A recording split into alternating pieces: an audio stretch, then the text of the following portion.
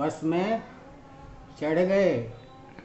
बस में जगह नहीं थी, खड़े हो गए।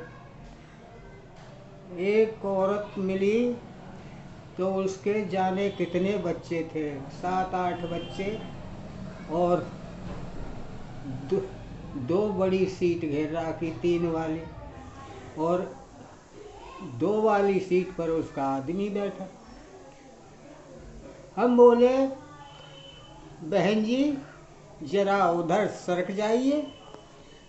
तो बोली, ए मुझसे बहन जी कह रहा है। फिर खड़े हो गए, खड़े रहे। कुछ देर बाद बोले, अरे अम्मा उधर हो जा। है मुझसे अम्मा कह रहा है। फिर कुछ दूर चले तो बोले, अरे दादी उधर हो जा। अरे मुझसे दादी कह रहा है। फिर कुछ देर रुक करके बोले, अरे लुगाई उधर हो जा। वो बोली, मुझसे लुगाई कह रहा है, और खड़ी हो गई तन करके।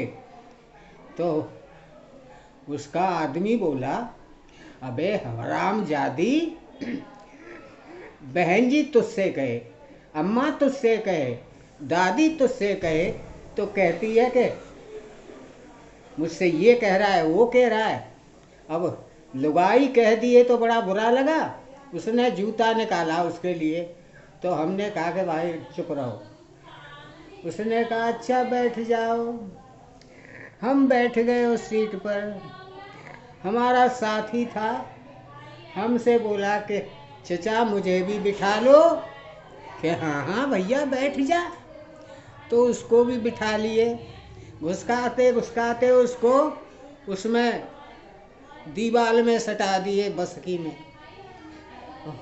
खड़ी हो गई, लो तुम ही बैठ जाओ। अरे हम क्या बैठ जाएं, अब तेने 2 टिकट ली है और 3 सीट घेर रखी है। उसका आदमी बोला, साली हरामजादी, ये बता, हमने कहा कि तुम्हारे ऊपर परिवार नियोजन नहीं लागू हुआ। तो कहती है कि हमारे धर्म में ये नहीं होता है। हमने कहा तब क्या होता है तुम्हारे धर्म में? 1 साल में 2 बच्चे पैदा करना, कि 2 बच्चे कैसे हो जाएंगे? हमने कहा तब ये लाइन लगी है बच्चों की, ये कैसे पैदा हुए? कि अरे बाबा 1 साल में ये कई बच्चा होता है, तो तुम्हारी उम्र तो बहुत छोटी है, और ये 7-8 बच्चे तुम्हारे हैं। कि हाँ हो गए, अल्लाह की देन है। और हमने कहा कि वो ये मुसलमानों के लिए परिवार नियोजन लागू नहीं है, परिवार नियोजन तो हिंदुओं के लिए है। हम बस से चले आए, अपने घर उतर गए।